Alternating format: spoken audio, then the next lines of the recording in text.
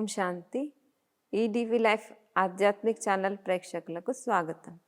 ఈరోజు మనం టాపిక్ గురించి తెలుసుకుందాం. సేఫ్టీ. సేఫ్టీ అంటే రక్షణ.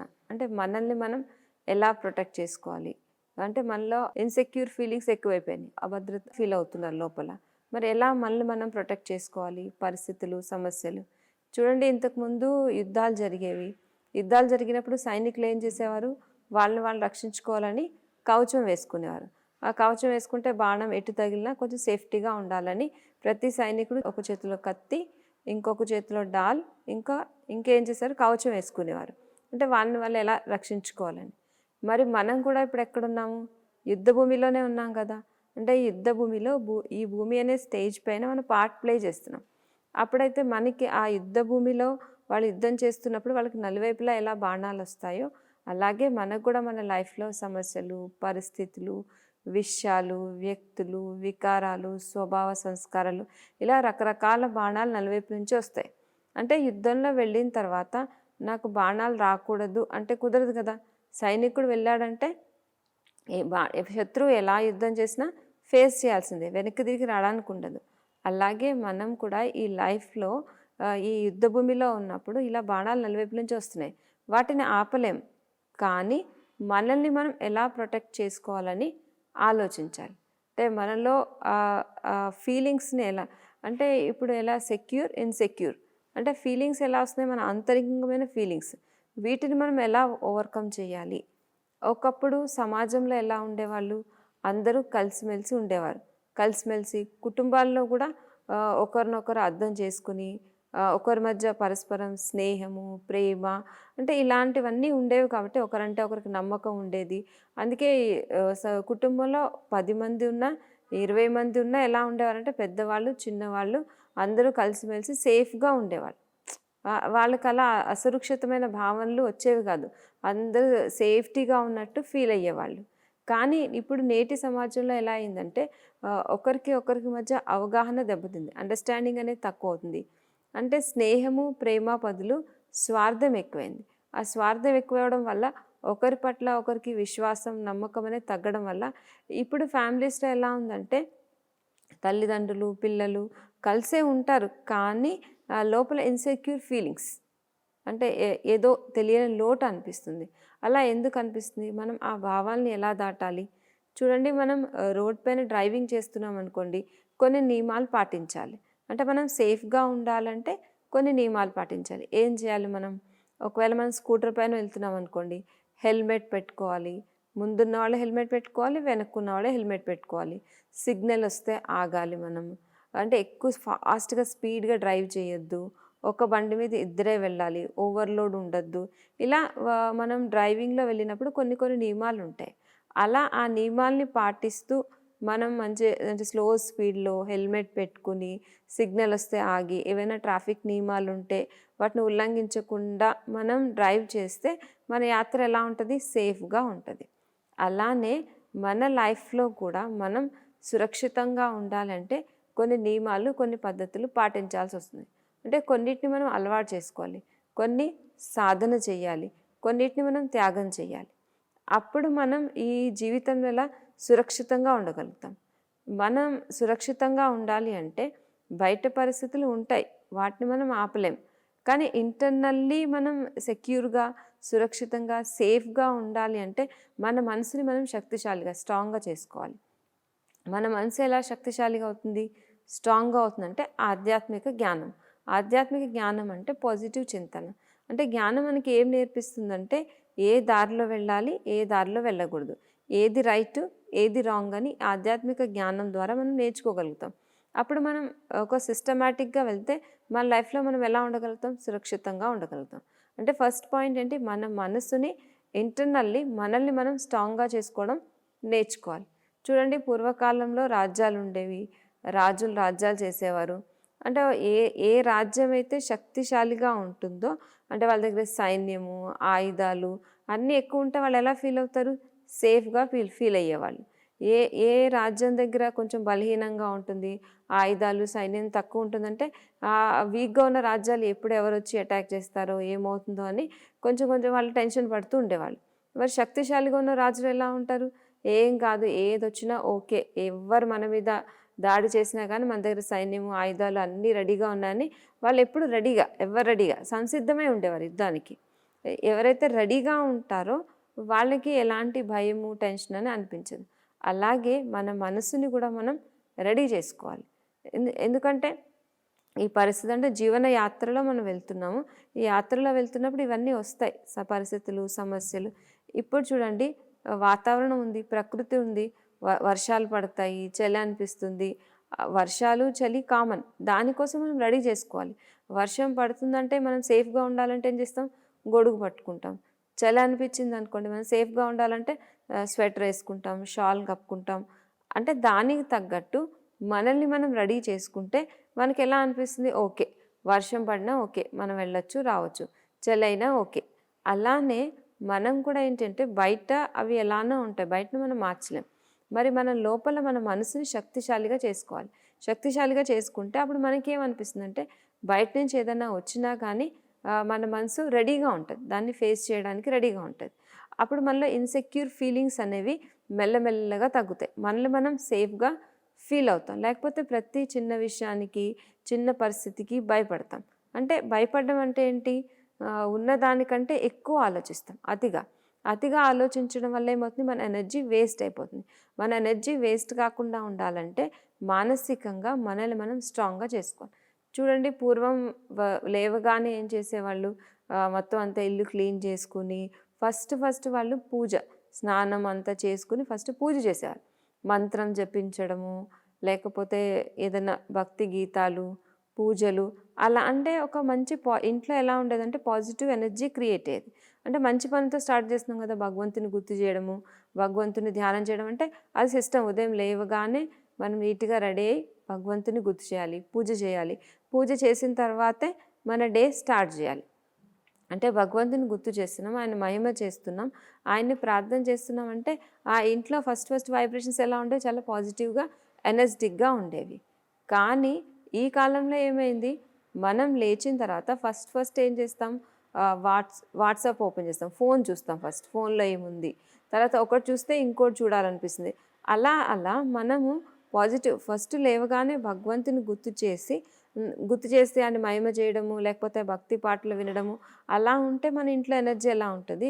లేవగానే న్యూస్ పేపర్ పట్టుకునే వాళ్ళు కొంతమంది ఉంటారు, లేకపోతే టీవీ ఆన్ చేసి న్యూస్, ప్రపంచంలో ఏం జరుగుతుంది ఆ న్యూస్ తెలుసుకునే వాళ్ళు కొంతమంది ఉంటారు, లేకపోతే వర్క్ టెన్షన్, ఈ పని ఉంది, ఆ పని ఉంది, అలా.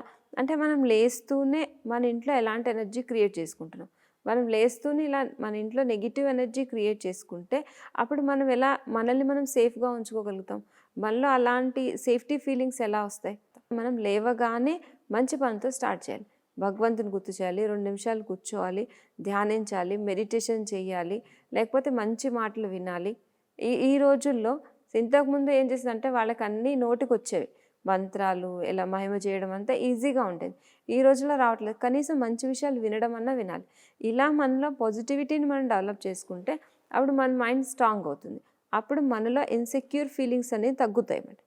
ఇంకా చూడండి, ఇంతకుముందు ఎలా ఉండేది? పిల్లల్ని కూడా పెంచడం ఎలా పెంచేవారు? తల్లిదండ్రులు, లేకపోతే ఇంట్లో పెద్దవాళ్ళ అమ్మమ్మలు, తాతయ్యలు అలా ఉండి అందరూ చూసుకుని ప్రేమగా పట్టించుకుని, అంటే మన అనే భావనతో పెంచేవాళ్ళు.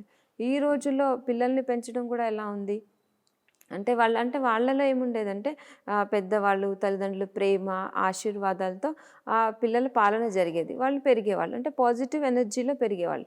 కానీ ఈ రోజుల్లో ఏమైపోయింది? మదర్, ఫాదర్, తల్లి తండ్రి ఇద్దరు జాబ్ చేస్తారు, పిల్లల్ని చూసుకునే వాళ్ళు ఎవరు ఉండరు. అందుకే డబ్బులు ఇచ్చి ఎవరినన్నా పెట్టుకుంటారు పిల్లల్ని చూసుకోవడానికి. అంటే మనీతో పిల్లలకి ఇప్పుడు ఏం చేస్తున్నారంటే మనీతో చిన్నప్పటి నుంచి అని కొనివ్వడం.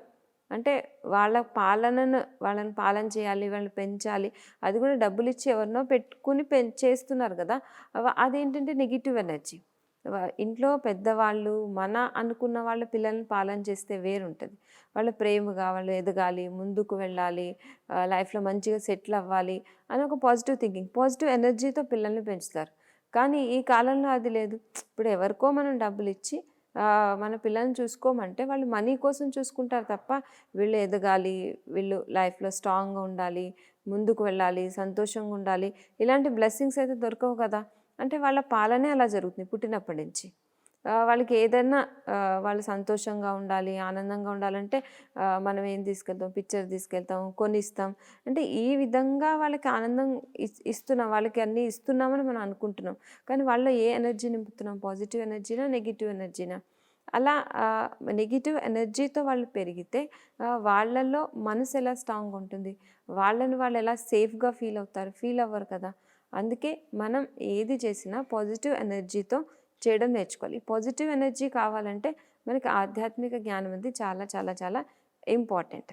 ఇంకా మనం అన్నెసెసరీ విషయాల్లో ఎక్కువ ఇన్వాల్వ్ కాకూడదు. ఇప్పుడు మన విషయాలు చూడండి, ఆల్రెడీ మన సమస్యలు, మన పరిస్థితులు, మన విషయాలు మన దగ్గర ఉన్నాయి. మనం ఏం చేస్తున్నాం, మనం వాటిని దాటే శక్తి మన దగ్గర లేదు. మనం ఆల్రెడీ యుద్ధం చేస్తూ మనం అన్నెసెసరీ అన్ని టాపిక్స్‌లో ఇన్వాల్వ్ అవుతున్నాం. ఇంతకుముందు ప్రపంచం ఎలా ఉండేది? ఎక్కడ ఏం జరిగినా ఎవరికీ ఏమీ తెలీదు. ఏదో ఎవరైనా చెప్తే అలా వింటే తప్ప అప్పుడు ఎక్కువ వినడము, చూడడము తక్కువుండేది.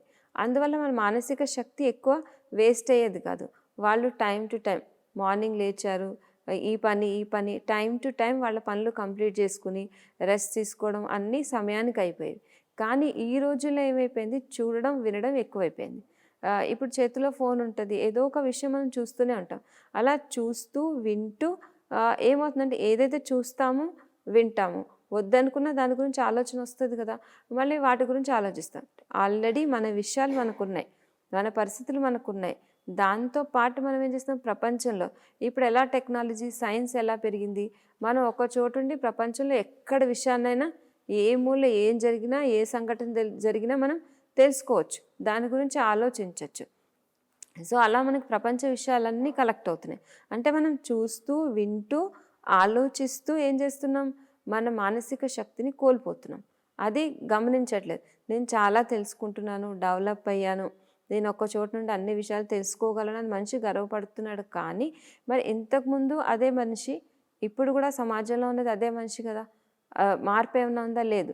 కానీ అప్పుడెందుకు స్ట్రాంగ్‌గా ఉండేవాళ్ళు? అప్పుడు రోగాలు తక్కువ ఉండేది, మానసికంగా శక్తిశాలిగా ఉండేవారు. ఇప్పుడెందుకు రోగాలు పెరుగుతున్నాయి, మెంటల్లీ వీక్ ఎందుకు అవుతున్నారు మనుషులంటే ఇలా కలెక్షన్ ఎక్కువైంది. అన్నెసెసరీ మ్యాటర్‌లో ఇన్వాల్వ్ అవ్వడం ఎక్కువైంది. అంటే మనకు పనికొచ్చే ఇంతకుముందేంటి, మన ఫ్యామిలీ, ఇంటి విషయాలు, పిల్లలు ఎలా మన బంధువులు అంతవరకే ఉండేది. ఇప్పుడు అలా కాదు. మన విషయాలు, అందరి విషయాలు, ప్రపంచం విషయాలు అన్నిట్లో మన మనసుని యూజ్ చేస్తున్నాం. మనం అన్ని విషయాలు ఎంత ఎక్కువ విషయాలు ఆలోచిస్తామో అంత మానసికంగా శక్తిని కోల్పోతున్నాం. అందుకే మనిషి దగ్గర ఏం లేదు, అన్నీ ఉన్నాయి. సైంటిఫిక్‌గా డెవలప్ అయ్యాం. పోస్ట్, పొజిషన్, డబ్బులు అన్నీ ఎక్కువే ఉన్నాయి. అన్నీ ఎక్కువే ఉన్నా కానీ మనిషి ఎలా ఫీల్ అవుతున్నాడు, ఇన్‌సెక్యూర్ ఫీలింగ్స్. సురక్షితంగా, సేఫ్‌గా ఫీల్ కావట్లేదు. ఇంకా ఏదో లోటు ఉందనిపిస్తుంది, భయం అనిపిస్తుంది, టెన్షన్ అనిపిస్తుంది. మరి ఇవన్నీ ఎందుకు పెరుగుతున్నాయి? ఒక పక్క మనం ఫిజికల్‌గా బయట డెవలప్ అవుతున్నాం. కానీ వాల్యూస్ తగ్గిపోతున్నాయి. మానసిక శక్తి తగ్గిపోతుంది. అందుకే మన ఎనర్జీని అన్నెసరీ విషయాల్లో వేస్ట్ చేసుకోవద్దు. ఎంత వీలైతే అంత మనకి పనికిరాని విషయాలు, మనకి కనెక్షన్ టచ్ లేని విషయాలు, ఇది తెలుసుకోవాలి, అది తెలుసుకోవాలి. అంటే ఇప్పుడు సమాజంలో ఏమైపోయిందంటే ఆకర్షణ. అప్పుడు ఆ కాలంలో అంత కోరికలు, ఆకర్షణ అలాంటివి ఉండేవి కాదు. ఎవరికి ఏది ఉంటే, ఎలా ఉంటే సంతృప్తిగా ఉండేవాళ్ళు. ఇప్పుడు అలా కాదు. మనలో కంపారిజన్ ఎక్కువైపోయింది, ఆకర్షణ ఎక్కువైంది, కోరికలు ఎక్కువైనాయి. ఇంకా ఎప్పుడైతే మనం ఒకరితో పోల్చుకుంటామో మళ్ళీ ఈర్ష్య. ఈర్ష్య అంటే ఏంటి? నెగిటివ్ భావన. ఆ నెగిటివ్ భావనతో ఏమవుతుంది, మనం మానసికంగా శక్తిని కోల్పోతున్నాం.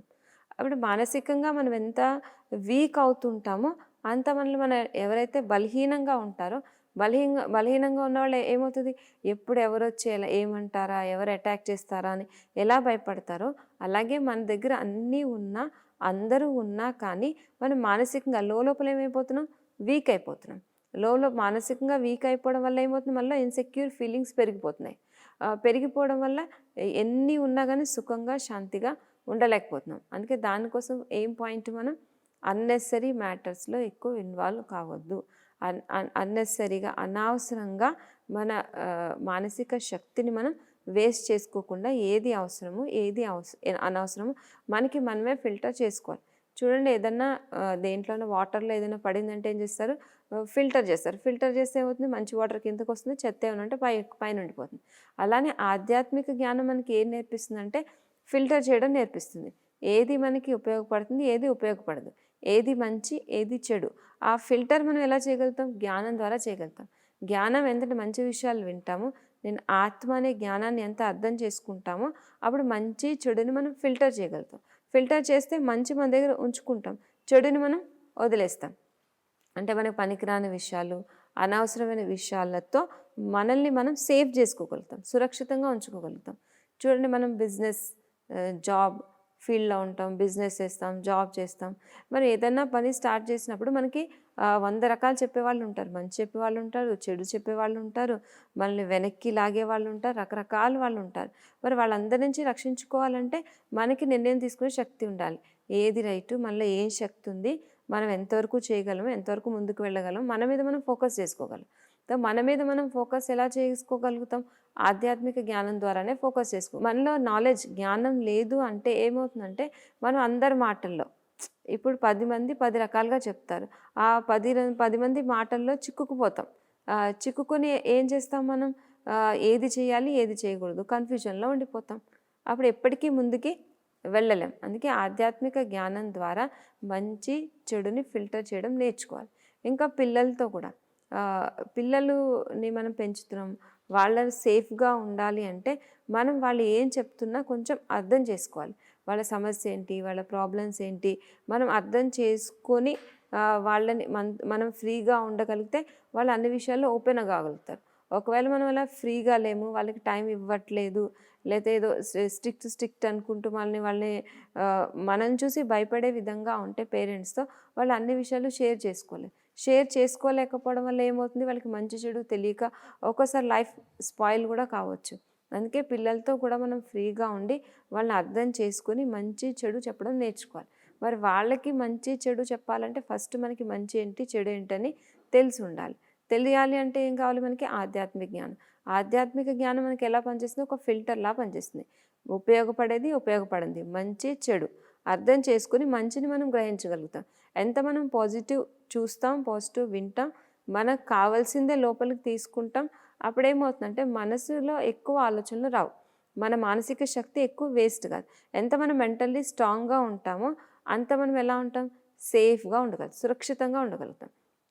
అప్పుడు మనకి విల్ పవర్ వస్తుంది, ఏదైనా మనం దాటగలుగుతాం, ఎలాంటి పరిస్థితి నుంచైనా మనం బయటికి రాగలుగుతాం అన్న ఆలోచన మనలో వస్తుంది. అంటే మెంటలీ స్ట్రాంగ్గా ఉంటే దేన్నైనా దాటగలం అన్న ఫీలింగ్, అంటే మన మీద మనకి కాన్ఫిడెన్స్ అనేది పెరుగుతుంది. అందుకే ఏం చేయాలి? చాలా వరకు మన మీద మనం శ్రద్ధ పెట్టి, అటెన్షన్ పెట్టి, పనికి రాని విషయాలు, మనకి కనెక్షన్ లేని మ్యాటర్స్ నుంచి మనం ఎంత దూరంగా ఉంటామో అంత సేఫ్గా ఉంటాము. మనం ఏమనుకుంటాం? వ్యక్తులతో సేఫ్టీ లేదు, ఇప్పుడు ఈ ప్రాబ్లమ్స్ జరుగుతున్నాయి, ఆ నేరాలు, ఈ నేరాలు, అంటే అందరి నుంచి ప్రొటెక్ట్ చేసుకోవాలని మనిషి ఎన్ని ప్రయత్నాలు చేస్తాడు. డబ్బులు పొదుపు చేసుకుంటాడు సేఫ్టీగా ఉండాలని, ఆరోగ్యం బాగుండాలని, ఈ ఫుడ్ తింటే మంచిది, ఆ ఫుడ్ తింటే మంచిది, అలా ఎన్నో రకాల సేఫ్గా ఉండాలని ఎన్నో ప్రయత్నాలు చేస్తాడు. కానీ అన్నిటికంటే ముందు రక్షణ, ఏ విషయాల నుంచి రక్షించుకోవాలి మనం నెగిటివ్ విషయాల నుంచి, అనవసరమైన విషయాల నుంచి మనల్ని మనం రక్షించుకోవాలి. కొంతమంది ఏమవుతుందంటే వాళ్ళని వాళ్ళు తక్కువగా భావిస్తారు.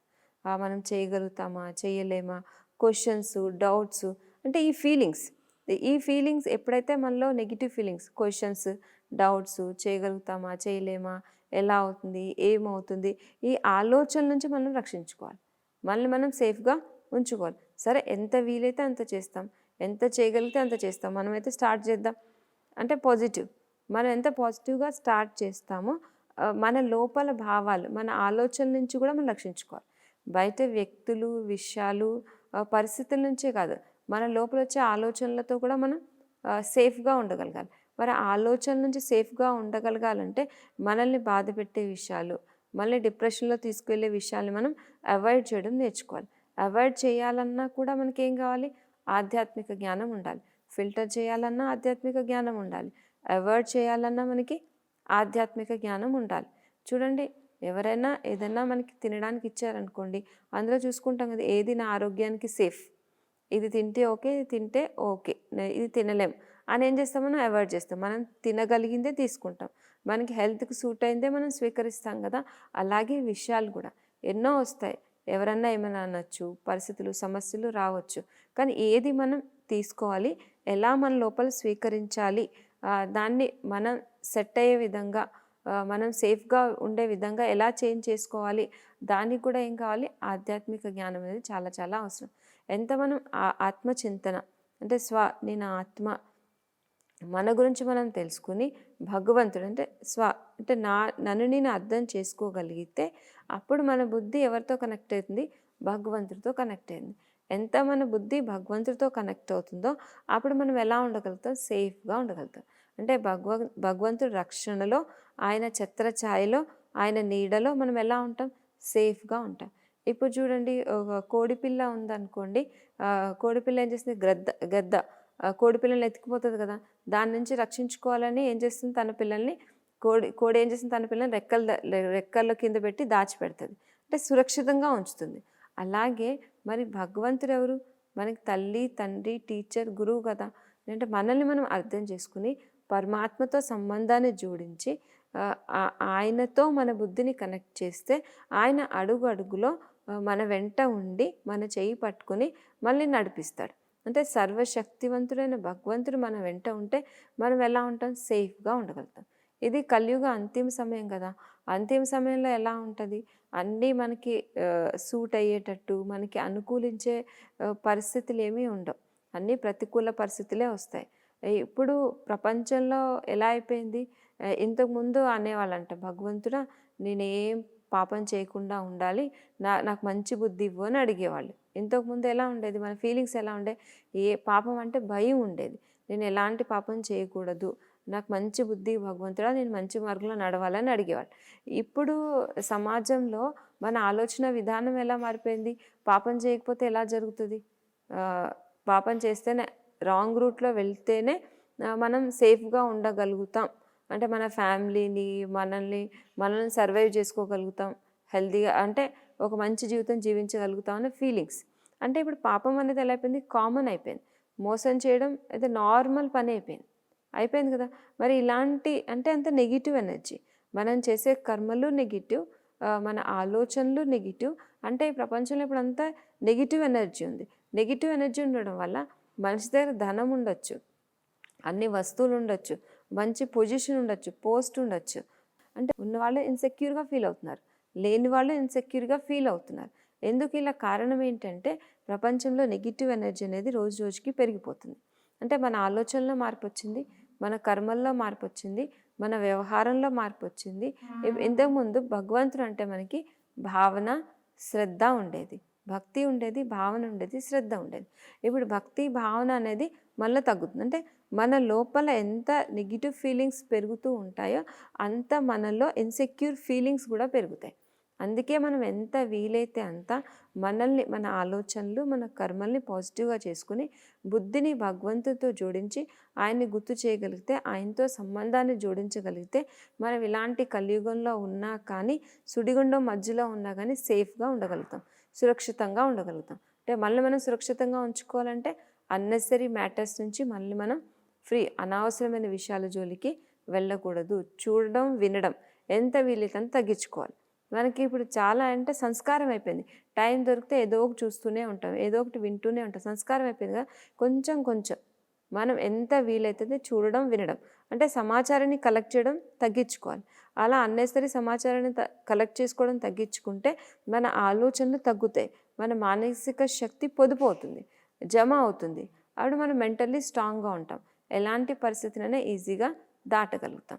అలా దాటాలి అంటే మన ఆధ్యాత్మిక జ్ఞానం ఉండాలి, మన బుద్ధి భగవంతుడితో కనెక్ట్ అయి ఉంటే, సర్వశక్తివంతుడితో మన బుద్ధి ఉంటే మనం ఎలా ఉంటాం, సేఫ్గా ఉండగలుగుతాం. మరి నెక్స్ట్ వచ్చే ఎపిసోడ్లో మరిన్ని కొన్ని విషయాలతో మళ్ళీ కలుసుకుందాం. అంతవరకు సెలవు, నమస్కారం.